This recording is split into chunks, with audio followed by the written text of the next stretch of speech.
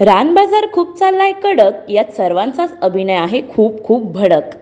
हो, मी बोलते रानबाजार मधील साऱ्याच आपली इमेज मोडणाऱ्या अभिनेत्रींविषयी. सुरुवात करू आपण माधुरी पवार हिच्यापासून.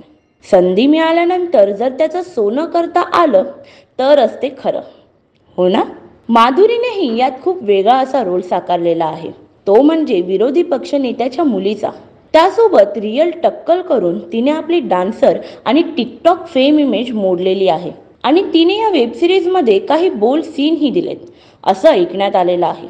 आता अर्थात आतापर्यंत चरित्र अभिनेत्री, घरंदाज सून किंवा अँकर विनोदी अभिनेत्री म्हणून आपला ठसा उमटवणाऱ्या प्राजक्ता माळे हिने मात्र कहरच केला आहे.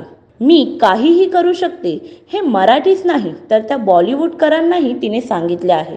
यात कोणाला काही आवडलं किंवा कोणाला काही नावडलं यापेक्षा या प्रत्येक अभिनेत्रीने आपल्या कालच्या अभिनेत्रीवर आजच्या अभिनयाने मात केली आहे.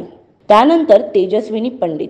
अर्थात या अभिनेत्रीने समांतर वेब सिरीज मध्ये खूप काही लिप्स लॉक केले आहेत, पण सीन नुसार अंगावरील कपडे काढणे हे या वेब सिरीज मधून ती पहिल्यांदाच करते आहे. आता उर्मिला कोठारे यांचाही या वेब सिरीज मध्ये आतापर्यंतच्या रोलपेक्षा थोडा वेगळा रोल आहे. पहिल्या 3 एपिसोड मध्ये तरी उर्मिलाची एंट्री नाहीये, पण तिचे काही अल्टिमेट सीन आहेत असं तिच्या इंटरव्ह्यू मधूनच अंदाज येत आहे. सो गंदा है पर धंदा है असंच या सर्वांना पटवून द्यायचं असेल आणि मलाही अगदी असंच वाटतं की प्रत्येकाने नेहमी प्रयोगशील असावं, मग ते कलाकार असोत किंवा माणसं, हो ना? तर मी नंदिनी सांगत होती तुम्हाला रानबाजार या वेबसिरीज मधल्या 4ही अभिनेत्रींबद्दल माझं व्यक्तिगत मत.